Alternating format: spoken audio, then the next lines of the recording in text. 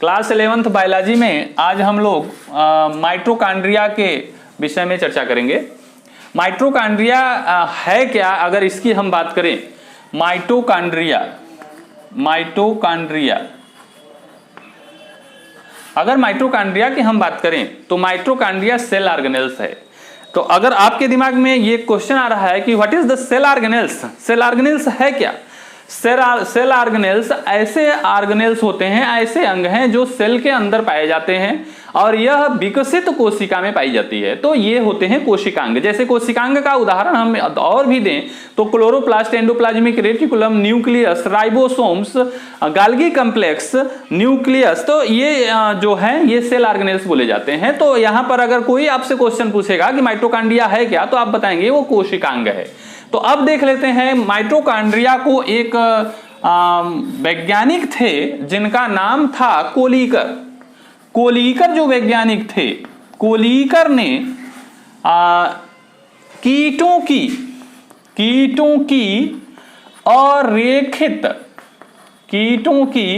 अरेखित पेशियों में माइटोकॉन्ड्रिया की खोज को बताया कि माइटोकॉन्ड्रिया, सर्वप्रथम कोलीकर ने माइटोकॉन्ड्रिया शब्द का प्रयोग किया और उन्होंने खोजा कहां? कीटों की रेखित पेशियों में उन्होंने देखा था। उसके बाद अल्टमान नामक जो वैज्ञानिक थे, अल्टमान नामक जो वैज्ञानिक थे, उन्होंने इसे माइटोकॉन्ड्रिया का नाम दिया या इसे एक और नाम दिया गया, कॉन्ड्रियोसोम नाम दिया गया। माइटोकॉन्ड्रिया या कॉन्ड्रियोसोम नाम दिया। और सीबेंडा जो वैज्ञानिक थे, इन्होंने इसे पूर्ण रूपेण यह बताया कि यह माइटोकॉन्ड्रिया है, माइटोकॉन्ड्रिया। तो हम यह कह सकते हैं कि माइटोकॉन्ड्रिया शब्द का प्रयोग सर्वप्रथम किसने किया था? अगर क्वेश्चन इस तरीके से आता है कि माइटोकॉन्ड्रिया शब्द का प्रयोग सर्वप्रथम किसने किया, तो आप बताएंगे कोलीकर। अगर बात करें हम कि खोजकर्ता कौन है माइटोकॉन्ड्रिया की, तो अगर खोजकर्ता की बात करेंगे तो खोजकर्ता का जो श्रेय है वो अल्टमान और सीबेंडा को जाता है। अल्टमान और सीबेंडा ने पूर्ण रूपेण यह संतुष्ट कर दिया था कि यह माइटोकॉन्ड्रिया के अंदर ये अंडे जैसी संरचना जो है, कोशिका के अंदर यह अंडे जैसी जो संरचना है वो माइटोकॉन्ड्रिया ही है। तो क्वेश्चन यहां दो बनेगा, एक माइटोकॉन्ड्रिया शब्द का प्रयोग किसने किया था, तो आप बताएंगे कोलीकर ने। अगर क्वेश्चन कहे कहां खोजा था, तब आप कहेंगे कीटों की रेखित पेशियों में। और उसके बाद अगर कहा जाए कि माइटोकॉन्ड्रिया के जनक कौन है, खोजकर्ता कौन है, तो आप बताएंगे अल्टमान और सीबेंडा। दोनों वैज्ञानिकों के नाम एक साथ आते हैं, अल्टमान और सीबेंडा। तो अब हम लोग देख लेते हैं, ये तो हो गई खोजकर्ता के विषय में। अब हम लोग देख लेते हैं माइटोकॉन्ड्रिया की संरचना के विषय में। Ultra structure of mitochondria,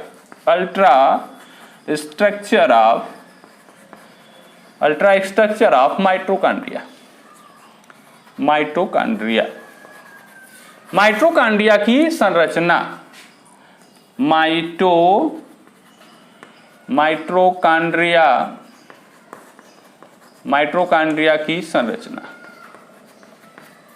mitochondria की संरचना में मैंने अभी आपको बताया कि माइटोकॉन्ड्रिया जो है वह छड़ के आकार का गोलाकार या अंडाकार होता है। इसका सबसे प्रसिद्ध जो रूप है वो, उसकी अगर हम बात करें तो माइटोकॉन्ड्रिया की हर जगह चर्चा होती है कि यह अंडे के आकार की संरचना होती है। तो अंडे के आकार की संरचना आप लोग देखे हैं, ये अंडा है। अंडे का एक किनारा नोकीला होता है और दूसरा जो किनारा होता है वो अपेक्षाकृत चौड़ा होता है। तो यहां पर हम देख रहे हैं एक अंडे की संरचना हम बनाए हैं। तो माइटोकॉन्ड्रिया की अगर संरचना की बात करें तो माइटोकॉन्ड्रिया का जो होता है, या माइटोकॉन्ड्रिया की जो संरचना है वह दोहरी दीवार की बनी होती है, और जिसका अंदर का दीवार, जैसा इस संरचना में हम आपको बना रहे हैं, अंदर की दीवार जगह जगह धंस कर ढेर सारे अंगुली के जैसी संरचना बनाती है।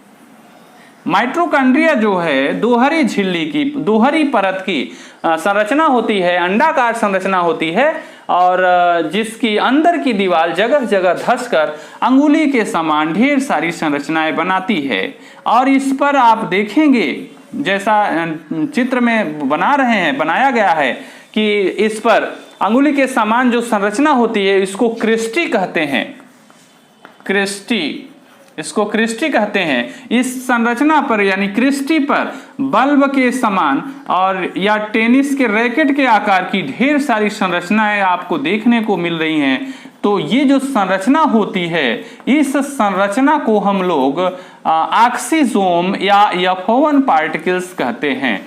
ऑक्सीजोम और F1 पार्टिकल्स, ऑक्सीजोम या F1 पार्टिकल्स इसको कहते हैं।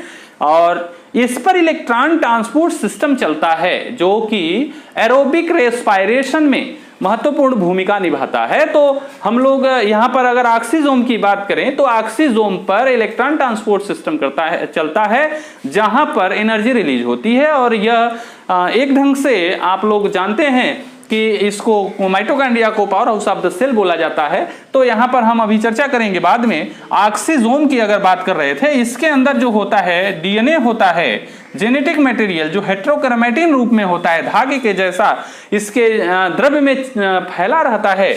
इस द्रव्य को हम लोग मैट्रिक्स कहते हैं। मैट्रिक्स, इस द्रव्य को हम लोग मैट्रिक्स कहते हैं। डीएनए होता है, इसके अंदर राइबोसोम पाए जाते हैं और एक चिपचिपा तरल पदार्थ होता है जिसको मैट्रिक्स कहा जाता है। तो इस तरह से ये माइटोकॉन्ड्रिया की संरचना हो गई। तो माइटोकॉन्ड्रिया की संरचना की एक क्रिस्टी की अगर संरचना की हम बात करें तो यह दोहरी झिल्ली की होती है। यह दोहरी झिल्ली की दीवार होती है और जिस पर बल्ब के रैकेट के आकार की ढेर सारी संरचना आपको देखने को मिल रही है, जिसको हम लोग इलेक्ट्रॉन ट्रांसपोर्ट सिस्टम या F1 पार्टिकल्स कहते हैं। तो ये हो गया क्रिस्टी की संरचना हो गई। ये आपके F1 पार्टिकल्स या ऑक्सीजोम। ये तो इस तरह से हम लोग देखें कि माइटोकॉन्ड्रिया की संरचना में यह माइटोकॉन्ड्रिया दोहरी झिल्ली की संरचना होती है। अंडाकार दोहरी झिल्ली की अंडाकार संरचना होती है जिसकी अंदर की दीवार जगह जगह धंसकर ढेर सारी अंगुली के जैसी संरचना बनाती है, जिसे हम लोग F1 पार्टिकल्स या ऑक्सीजोम कहते हैं। इसके अंदर इलेक्ट्रॉन ट्रांसपोर्ट सिस्टम की प्रक्रिया चलती है। इसके अंदर एक चिपचिपा लिक्विड तरल पदार्थ भरा होता है जिसे मैट्रिक्स कहते हैं। और इस मैट्रिक्स में जो जेनेटिक मटेरियल है जिसको हम लोग हेट्रोक्रोमेटिन कहते हैं या डीएनए कहते हैं वो, और उसके साथ साथ राइबोसोम्स भी पाए जाते हैं। और ये यहाँ पर जो इसका जो ऑक्सीजोम है उस पर इलेक्ट्रॉन ट्रांसपोर्ट सिस्टम का प्रोसेस होता है जिसके कारण यहाँ पर एनर्जी रिलीज होती है। तो अब माइटोकॉन्ड्रिया की फंक्शन की बात कर लेते हैं। फंक्शन ऑफ माइटोकॉन्ड्रिया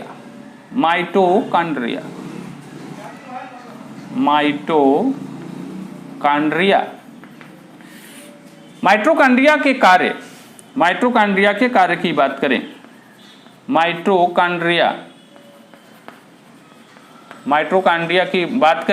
माइटोकॉन्ड्रिया के कार्य की बात करें तो यहां पर माइटोकॉन्ड्रिया जो होता है, mitochondria powerhouse of the cell बोला जाता है। कोशिका का विद्युत गृह कहा जाता है। कोशिका का विद्युत गृह कहा जाता है।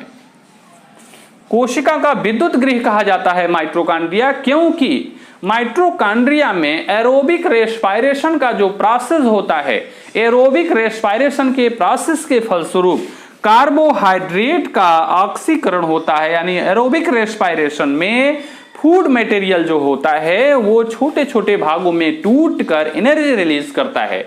तो हम कह सकते हैं oxidation of the reserve food material, this process is known as respiration और aerobic respiration due to presence of oxygen. तो यहां पर हम ये बोल सकते हैं कि खाद्य पदार्थों के ऑक्सीकरण के द्वारा जो एनर्जी रिलीज होती है वो एरोबिक रेस्पिरेशन, और वो वहां पर कार्बोहाइड्रेट के ऑक्सीकरण के फलस्वरूप उत्पन्न होता है। और यह किस रूप में उत्पन्न होता है? Adenosine triphosphate. एडिनोसिन ट्राइफॉस्फेट जो है वह ऊर्जा का मुख्य स्रोत है, और कार्बोहाइड्रेट के ऑक्सीकरण के फलस्वरूप जो एनर्जी रिलीज होती है वो माइटोकॉन्ड्रिया के अंदर स्टोर रहती है। और माइटोकॉन्ड्रिया इसीलिए powerhouse of the cell बोला जाता है, कोशिका का विद्युत गृह कहा जाता है। अगर हम बात करें एडिनोसिन ट्राइफॉस्फेट की, तो एडिनोसिन ट्राइफॉस्फेट जो होता है एडिनोसिन डाइफॉस्फेट और एक फास्फेट का अणु H3PO4 बाहर रिलीज होता है, और यहां पर x kilo calories energy release होती है। तो यानी एडिनोसिन ट्राइफॉस्फेट से जब एडिनोसिन डाइफॉस्फेट में टूटता है तो एनर्जी है कहां? क्वेश्चन आपका यह है कि एक फास्फेट अणुओं के बीच जो बॉन्डिंग है, केमिकल बॉन्डिंग हुई है, वहां पर एनर्जी स्टोर रहती है। जब ये केमिकल बॉन्डिंग टूटती है फास्फेट के अणुओं की तो एनर्जी रिलीज होती है। तो हम यह कह सकते हैं एडिनोसिन ट्राइफॉस्फेट जब एडिनोसिन डाइफॉस्फेट टूटता है तो एनर्जी रिलीज होती है। सेम इसी तरह एडिनोसिन डाइफॉस्फेट जब एडिनोसिन मोनोफॉस्फेट में टूटता है तब पर भी एक फास्फेट अणु बाहर जाता है और फिर एनर्जी रिलीज होती है, x किलो कैलोरीज ऊर्जा। इसी तरह ये भी सेम इसी तरह एक और प्रोसेस होता है, एडिनोसिन मोनोफॉस्फेट भी टूटता है एडिनोसिन में, और एडिनोसिन के बाद फिर फास्फेट अणु टूटता है और फिर एनर्जी रिलीज होती है। तो कुल मिला के हम यह कह सकते हैं कि एडिनोसिन ट्राइफॉस्फेट से एडिनोसिन डाइफॉस्फेट, एडिनोसिन डाइफॉस्फेट से एडिनोसिन मोनोफॉस्फेट, और एडिनोसिन मोनोफॉस्फेट से एडिनोसिन तक टूटने में फास्फेट अणु के केमिकल बॉन्डिंग का ब्रेक होता है और एनर्जी यहीं से रिलीज होती है। तो ये एनर्जी जो होती है माइटोकॉन्ड्रिया में एडिनोसिन ट्राइफॉस्फेट के रूप में स्टोर रहती है। तो इसलिए हम लोग powerhouse of the cell mitochondria को कहा जाता है। तो कोशिका के विद्युत गृह के रूप में हम लोग माइटोकॉन्ड्रिया को जानते हैं। तो आज का टॉपिक ये था माइटोकॉन्ड्रिया। अगला टॉपिक अगले क्लास में डिस्कस करेंगे।